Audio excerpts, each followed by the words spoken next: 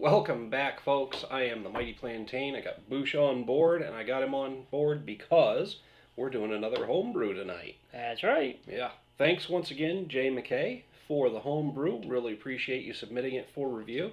Last time around, it was a pretty big hit, so hopefully this one's really good too.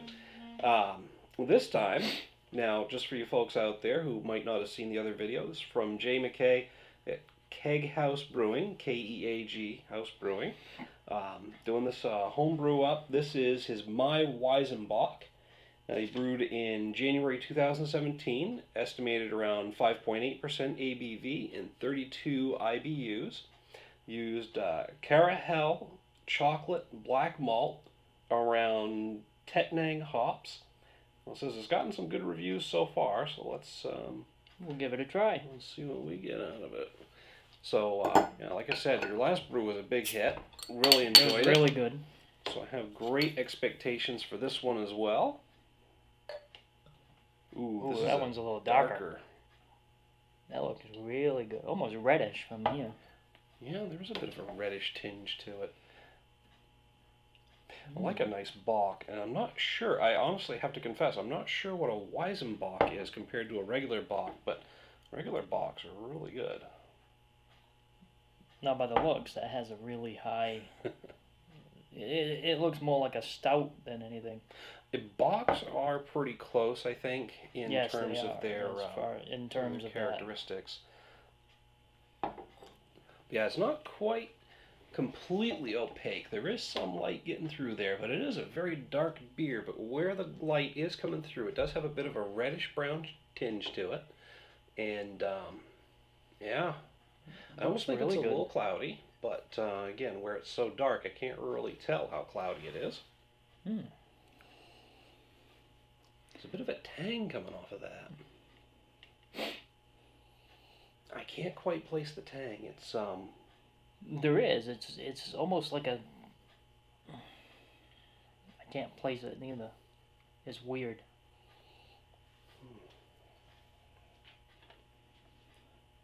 Yeah, based on the malt and hop variety, I wouldn't expect that particular roast, and I almost recognize it, but I can't quite put a name to it. And you can't really get anything really off of it neither. You don't get... Yeah, just that one interesting aroma that I can't quite place, and maybe what it is just a combination of the hop and malt varieties. And the malt. I mean, it kind of smells like one of the I won't say the mass produced ones, but it's kind of like one of those other ones that we've tried before. Reminding you of something. It does. I almost want to say maybe it's just a combination of floral and earthy notes, but I'm not sure what that particular hop variety is supposed to put off. But anyway. That is a different one. I've never heard of that one. Yeah, that variety. There's so many different varieties of hops coming along now with all the genetic manipulation. Well, yeah. Don't want to say genetic manipulation. Let's say crossbreeding and attempts to create new varieties. We don't need to be politically correct. No, we don't. But some people hear genetic manipulation and they think, CRISPR. Yeah, but it's true. Splicing genes, but honestly, anything you're eating, anything on your table these days was genetically modified at some point. All right, so I'm obviously not going to be able to place that aroma. No, neither can I. Let's just taste it. Absolutely.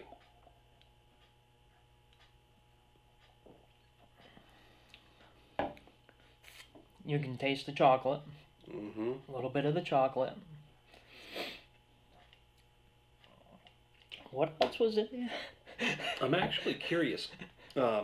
He's estimating it at 5.8% ABV, but it's got a little bit of a tang that I'd associate with something that's higher in alcohol content. So, actually, you know what?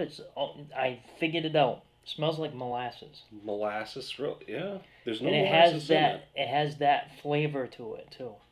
Okay, so we got the aftertaste smells. It tastes just like molasses. Yeah, caramel, chocolate, and black malts, and it's around the Tettnang hops. See, it's a little higher IBU, and it's still not...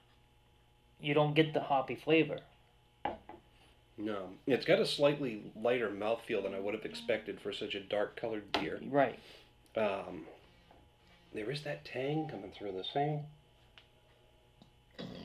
same tang that I couldn't identify in the aroma, and maybe that's what it is. It's just the combination of it's the combination of those varieties. different of the malt and the hops, but it's very complex, really. I mean, you get a lot of different flavors out of it more than you do the smell. Unlike his other one, where you could actually smell a lot of the things that he added in, distinct. but you couldn't really taste anything different. Yeah, every aroma and flavor that was described as being in there was distinctly there. Right. Whereas this is just kind of a blending overall of one. I'm getting Tasting one it. aroma. I'm getting one flavor, and overall it's decent. But I'm not getting any particular notes or anything out of it. But it's still very good. It's easy to drink too. Absolutely. I think I want to hit this with a 3.5 out of 5. It's not blown me away quite as much as the different variety of tastes and aromas I was getting from the other beer. Ooh, pardon, but it is still a very easy drinking beer. It's got that little bit of an odd tang to it. It is very odd, but it's very good. It does have that. And it's mild enough that it's not off-putting, but it's just I'm getting one flavor and one aroma off of it. So the complexity isn't there for me, but bear in mind, a 2.5 on a 1 to 5 scale is average, so a 3.5 does put this distinctly above average. And I'm really enjoying it, and I would definitely drink it probably throughout the evening. Yep. You could get a 6-pack of it and drink it throughout the evening. Absolutely. For sure. Very easily. Don't know how you'd feel afterwards, but exactly. It'd be interesting to find out. But yeah, where I'm thinking it's probably higher in ABV than the 5.8%. It might be one of those ones that does kind of stick with you and give you some regrets if you drink a bunch of them. Well, no, that's just it though. We're also not getting that alcohol taste. But it's really, I think it's if it is there, because you can start to feel it a little bit. Yeah. On top of the other one, but it's still the alcohol flavors being masked by the malts and that stuff. But whatever else it is that's coming through. But so. what I'm actually getting is a note of the chocolate. What else did he have in there? I can't. Yeah, I am getting a hint of the chocolate there coming through. It's basically a caramel chocolate and black malt. So that's where you're getting the chocolate, is from the chocolate malt, and probably the black malt's giving it some of that chocolatey bitterness as well. And then the Tettnang hops. And I'm really interested to find out what Tettnang hops are supposed to taste like, because that might help me put a name to the aroma and the flavor that it was coming through for me. So I've got it a 3.5 out of 5. Where are you putting this? I'm putting it at a 4. At a 4. So you're enjoying this one more than I did, and then the first one I enjoyed a little bit more than you did. So there you have it, folks. And look at the bottom of the glass. Look at it. It's got a little bit. Yeah, you got a little bit of the.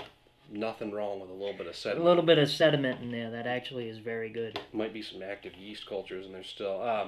Probably not active, but very good. Absolutely. And if you Jay, if you have any more interesting ones besides the 2 that we just tried, get them to us. Once again, thank you very much for the free beer. We appreciate it. They were good. Thank you for putting your product out there for review. I know that takes a lot of guts, and we definitely appreciate that. Thanks for tuning in, folks. Till next time, cheers. Keep drinking.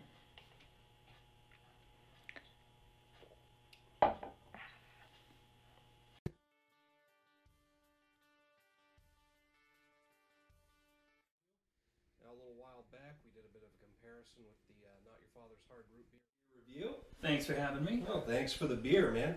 So, highly recommended by you. The Extreme Beer Fest this weekend. We'll be able to get a hold of, I believe it's the American